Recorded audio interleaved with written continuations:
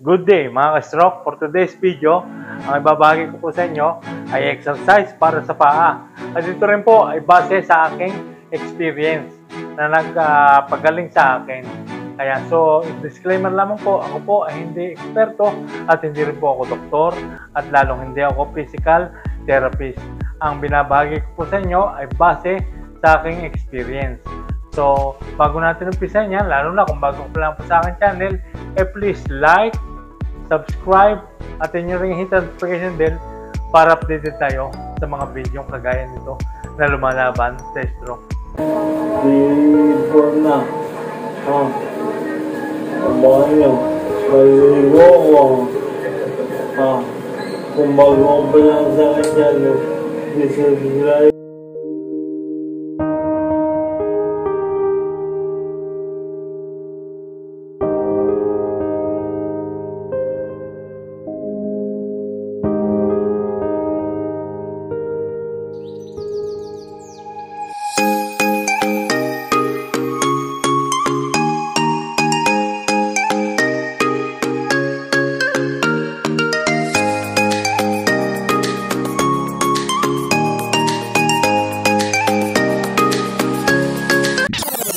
So, bago natin umpisahan, ay ipapaalam ko rin po sa inyo na ako po ay na-stroke din.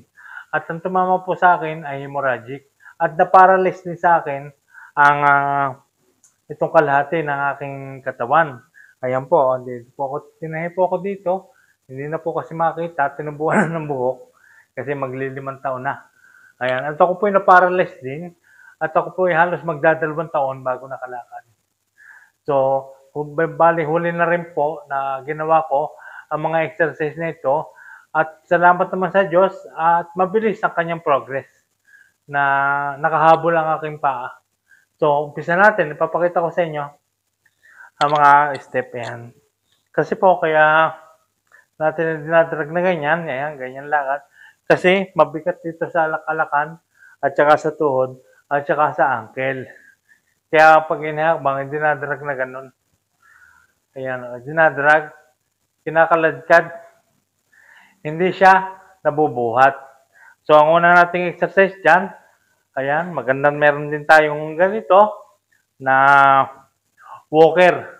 Kung walang walker, kahit monoblock, pwede. Ang ginawa ko pong exercise dyan ay yung pagtiad. Unang-una, para po sa ankle. So, ganito po ang ginawa ko. Ayan. Tumitiad po. Pitong. Ayan. Ginawa ko po yan hanggang 10 repetition. Pero nagsimula rin po ako sa 5 pag mahina pa. O hindi pa kaya, ay siyempre hanggang 5 repetition. Parang ganito po.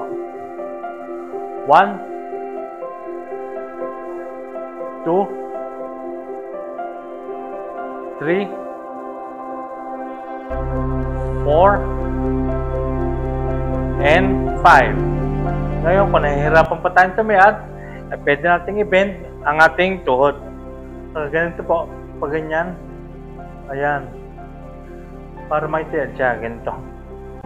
1, 2, 3, 4, and 5. Ayan, ganyan. Mahalaga po ang tumitiad para po sa exercise sa ankle. Ang sunod po natin gagawin ay yung pagakbang. Kasi po, ginagawa natin, kinakaladkad natin siyang ganyan. Ayan, mahirap siyang ihakbang. O kaya, sa tabi ng gagaling. Kapag ganyan. Kasi nga po, gawa ng bigat. Ngayon, gagawin natin, pipilitin natin, halip na ganyan, ay pipilitin natin buhatin. Ayan, kailangan relax din. Ayan. Kailangan siya maihakbang at dapat sa harap. Ayan. Ganyan po ang ginawa ko pero talagang nahirapan din po ako. Aminin ko, talaga napakahirap po niyan. Ganyan po. Pero pwede po tayo magpatulong sa sino man miyembro ng pamilya.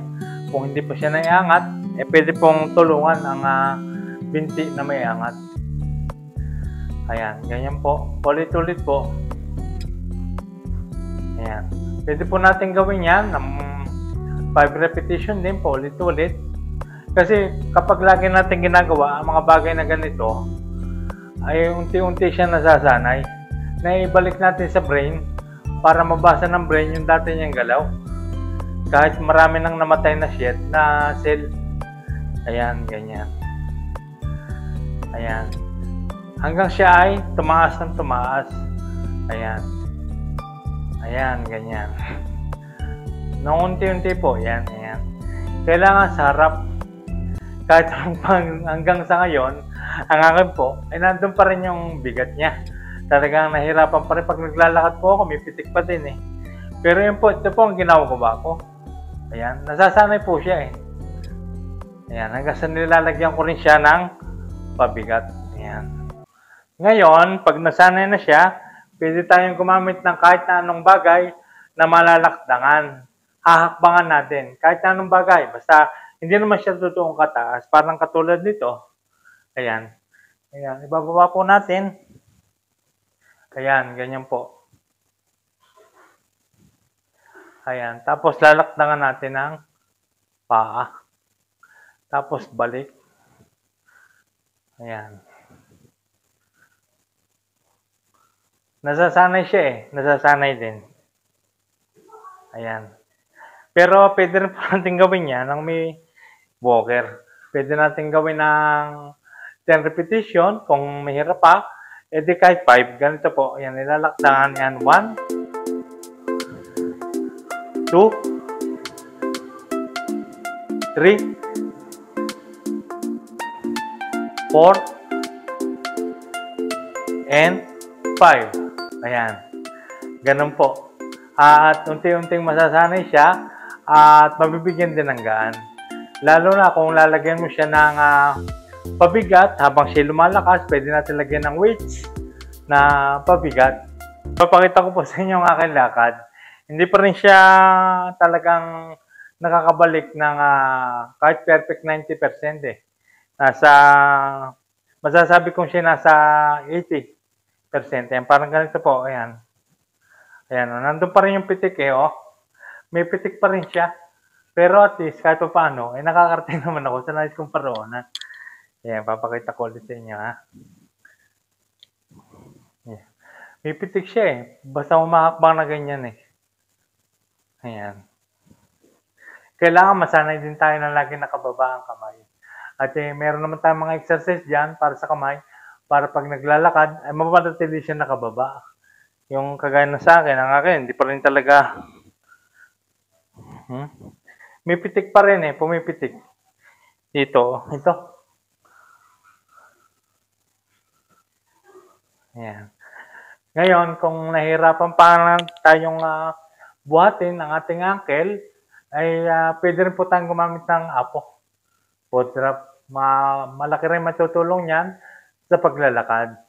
At para makapag-exercise ka, tuwing umaga, maglakad-lakad ka sa labas. So, yung pong aking binahagi sa inyo ay talagang totoong nagpalakas sa aking paa. At dati po ay dinadrag ko rin ang paa, kinakaladkad ko at sa tabi rin ang gagaling. So, kung kailan ko lamang naman siya na-practice na sa harap ng patak eh, para magandang tingnan ang paglalakad na parang mukhang hindi ka na-stroke. Ayan. Kaya nga lang, kung minsan, may time din na medyo napapataas ang aking kamay na ganyan. Pagka yung medyo nahihirapan ang aking paglakad, kagaya ng paahon. Pagka umaahon sa paglalakad, mapapansin ko yung kamay ko, tumataas na ganyan. Naroon pa rin yung residue na pagka-stroke, yung talaga na-stroke ka. Hindi pa rin talaga mawawala yun. Kahit na nakakalakad ka, na makikita mo pa rin yung meron pa rin pala tandaan na ikaw ay na-stroke.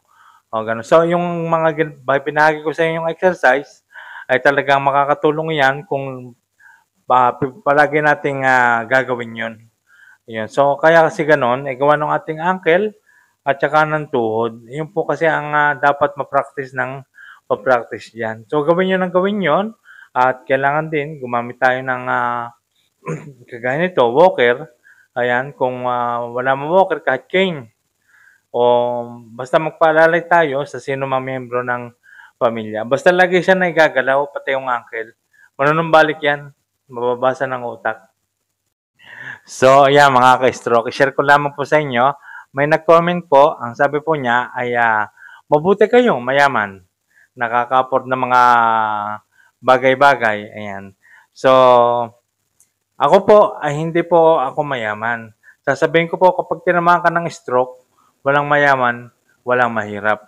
Pag tinamaan ka ng stroke, lalo na kung saan usapin ay dito sa affected parts na na-paralyze. Wala pong gamot diyan. Wala pong nabibili na kahit anong inihahaplas diyan na wala pong makakatulong na gamot diyan. Wala pa pong nagagawa ang scientist para diyan, para magamot 'yan. So, ang tanging ano po diyan, ako nga naghanap din dati ng gamot dahil nadedesperado rin ako Gusto ko rin kung meron lang maiinom na gamot para lang siya makagalaw makabalik siya sa dating galaw kaso nga wala. Ang nangyayari nga ay di talagang ang technique pala diyan ay kailangan igalaw mo siya ng igalaw. Kailangan diyan may therapy siya. 'Yon, kasi ang technique diyan yung maigalaw ka na maigalaw. Kaya ko naman ginagawa ang mga bagay na ito ay para mai-share din sa inyo. So naranasan ko rin 'yan, talagang nadedesperado. Parang nakikita mo sa iba, mabuti pa sila, nakaka-afford kaya mabilis ang recover. Pero hindi po, meron talagang mabilis maka-recover at yun po talagang mabibilis ang progress. Kasi depende po kasi yan sa kondisyon ng katawan at depende rin sa tumama sa iyong stroke. Ayan, so wag po tayong maiinggit doon. Basta anuhin natin yung ating sarili, basta mag-focus ka sa iyong sarili, mag-exercise ka. Ayan, ngayon naman yung sumayaman, ayan, makakapod sila ng mga therapist. Makakapagbayad sila na talagang nababantayan sila. Ayan, kasi nga nakakapagbayad sila ng therapist. Ito naman, kaya ako naman ginagawa ito po ay libre. Ayan, so papanoorin nyo po na lamang at inyo pong tatandaan ng mga bawat step. At ito naman po ay talagang base sa aking experience talaga na nagpaigi sa akin at talaga naman nagpagaling din. Ngayon naman, sa gamot. Ayan, sasabihin naman natin, mabuti pa yung mayaman, nakakabili ng gamot. Ayan, at kami mahirap, hindi. May importante talaga yung gamot kasi maintenance yan Pero kahit hindi ka nakabili, meron po tayong batas ngayon sa ating pong LGU, sa ating barangay, meron po diyan nagdadala ng gamot. Ayan, at pwede ka rin po mag-request kung anong klase ng iyong gamot at kanila pong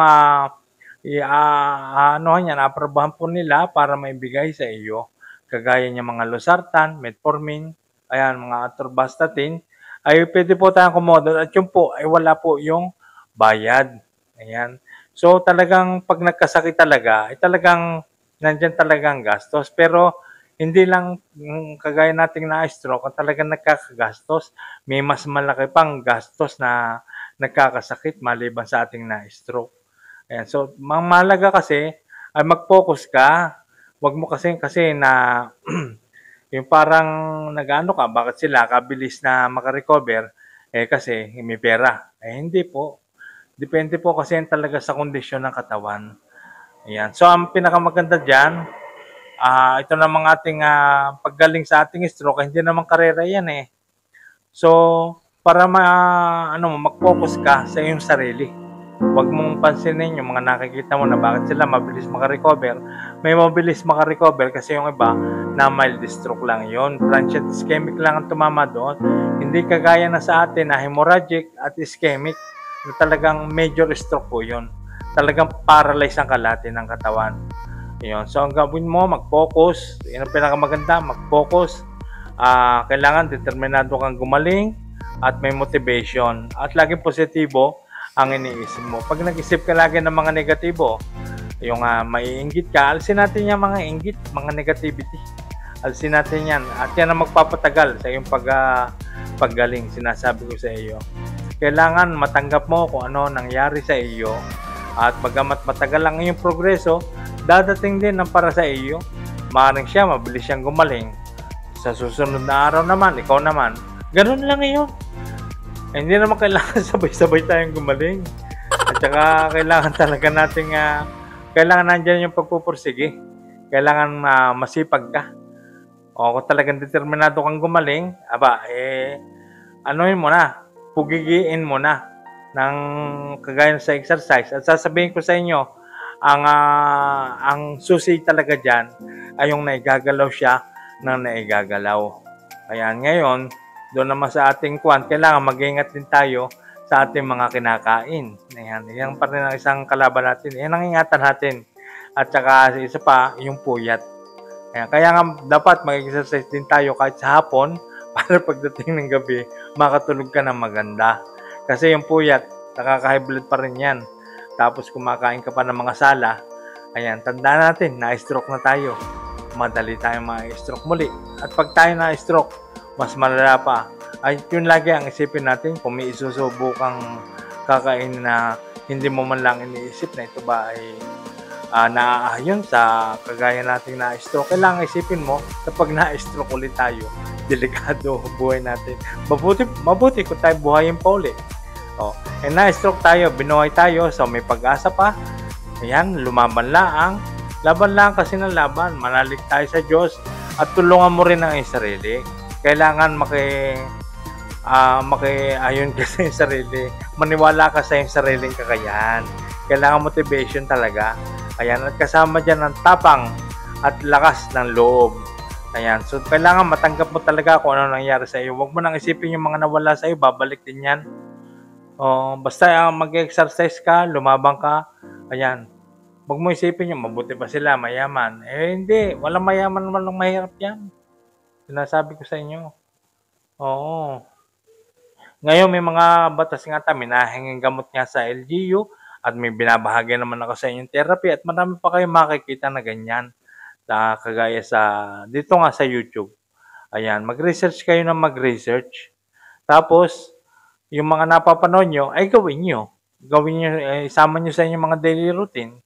At mapapansin nyo na unti-unti siya nabibigyan ng galaw, unti-unti siya nalakas, at doon nyo mapapansin na ang inyong affected parts ay nagagamit nyo na sa mga kapaki-pakinabang na bagay. At yung mahalaga nga ay makasabay ka sa normal na pamumuhay. Kapatid, makalabas ka sa karsada, tanggalin mong hiya, tanggalin mo ang inggit, tanggalin mo ang galit. Ayan, kasi hindi mo pa natatanggap kung ano nangyari sa iyo eh. At saka isa pa, tayong mga na-stroke, talagang maramdamin, emotional. Kaya yung ganon. So, nalalabanan naman yun eh. Yan ang unang-una natin labanan, yung galit talaga. Ayan, talaga. So, yan mag-umpisa ang ating pag-recover ulit. Basta sabi ko sa inyo talaga, may pag-asa pa. At ulit-ulit kong sinasabi sa inyo yan, huwag tayong susuko. Huwag tayong makikipagkarera sa nakikita natin mabilis makarecover. May recover ka na para sa iyo, may oras ka para sa iyo. Meron kung yung oras nila, pabayaan mo sila, hindi muna na sila. Hindi sila gumagaling sila mabilis, tulin. Pero tayo, may oras para sa atin. Mag-focus ka sa sarili mo, kapatid. Yan ang masasabi ko kay stroke. At lagi natin tatandaan na tayong lahat ay gagaling, lalakas, at titigas. Ayan. So maraming salamat po sa panonood. God bless and I love you.